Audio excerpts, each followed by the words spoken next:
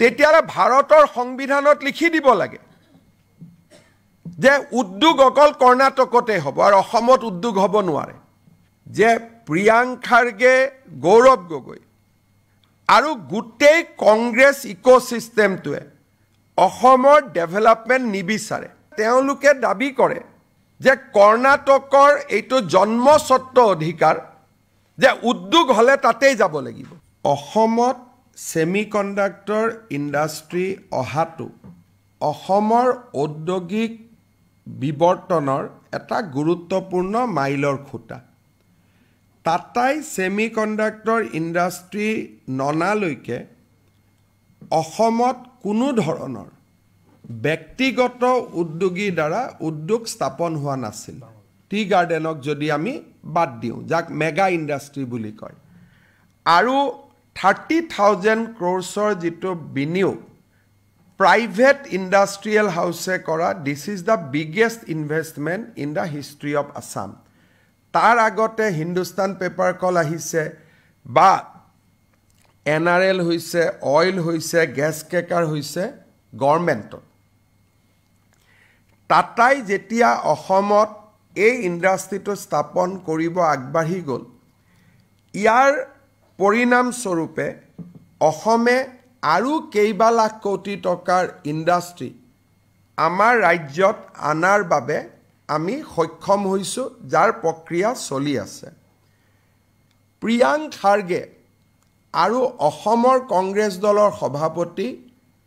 গৌৰৱ গগৈয়ে দাবী কৰিছে যে এই ইণ্ডাষ্ট্ৰিটো কৰ্ণাটকতহে স্থাপন হ'ব লাগিছিল আৰু তাৰ তেওঁলোকে কাৰণ দিছে যে অসমত শিক্ষিত বা স্কিল মেন পাৱাৰ নাই এই অভিযোগটো বা এই যিটো বক্তব্য ই অসমৰ প্ৰতি কৰা চূড়ান্ত অপমান কৰ্ণাটকত আজি IT ইণ্ডাষ্ট্ৰি চলাই আছে ভাৰতৰ বাহিৰৰ ৰাজ্যৰ ল'ৰাগৈ কৰ্ণাটকত থকা হিউমেন ৰিসোৰ্স দি ইমান উদ্যোগ নহয় সকলো দেশৰ চৰকাৰৰ দায়িত্ব হ'ব লাগে যে ইকনমিক্যালি পিছপৰা ৰাজ্যত উদ্যোগ স্থাপন কৰা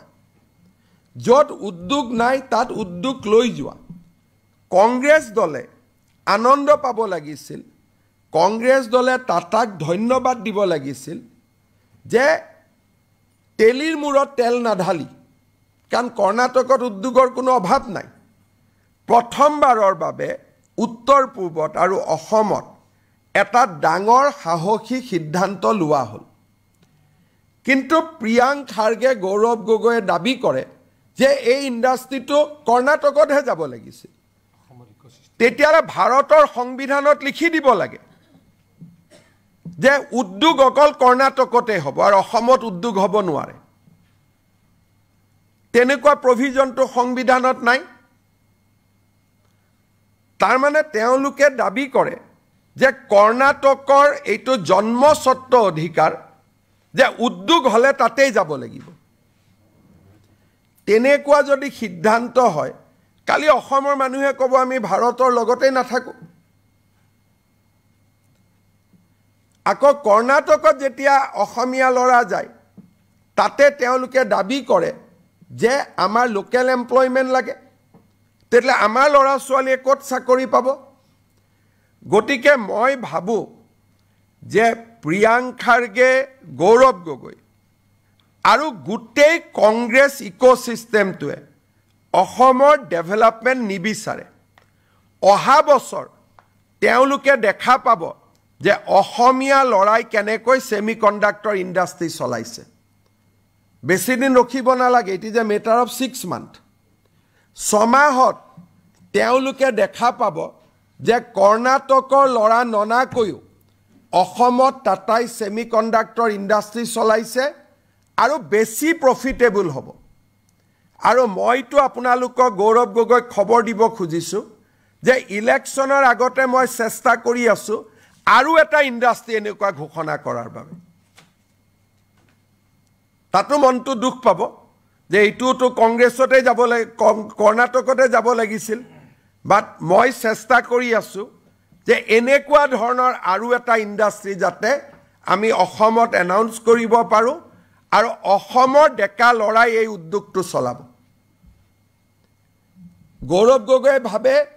যে জন্মস্বত্ব কৰ্ণাটকৰ, আমি কৰ্ণাটকক বেয়া নাপাওঁ, কিন্তু মই কৰ্ণাটকক ক'ব খুজিছোঁ যে you have a problem of plenty. আপোনালোকৰ ইয়াত বহুত উদ্যোগ হৈ গ'ল, কিছু উদ্যোগ অসমলৈকে দিয়ক, নাগালেণ্ডলৈকে দিয়ক, মণিপুৰলৈকে দিয়ক, যাতে উত্তৰ পূৰ্বৰ ডেকা ল'ৰাসকলো মৰ্যাদা সহকাৰে জীয়াই থাকিব পাৰে। বাংলাদেশৰ গান গোৱা আৰু অসমত উদ্যোগীকৰণৰ বিৰোধিতা কৰা আৰু গৌৰৱ গগৈ পাকিস্তানৰ প্ৰতি থকা মৰম, এই গোটেইবোৰ আপোনালোকে একেডাল সূতা দিয়ে চাব লাগিব। নহ'লে বাংলাদেশৰ নেশ্যনেল এন্থেম গোৱাৰ পিছত সেই মানুহকেইজনক আজি পাৰ্টিৰ পৰা বহিষ্কাৰ কৰিব লাগিছিল নে নালাগিছিল? গৌৰৱ গগৈ মনে মনে ভালেই পাইছে, কাৰণ this is a project of Pakistan government. কেইদিনমান আগতে আপোনালোকে দেখিছে যে পাকিস্তানৰ জইণ্ট ষ্টাফ কমিটিয়ে বাংলাদেশৰ মহম্মদ ইউনুছক এটা প্ৰেজেণ্টেশ্যন দিছে, গ্ৰেটিফি এটা, তাতে ত্ৰিপুৰা আৰু অসমক বাংলাদেশৰ পাৰ্ট হিচাপে দেখুওৱা হৈছে।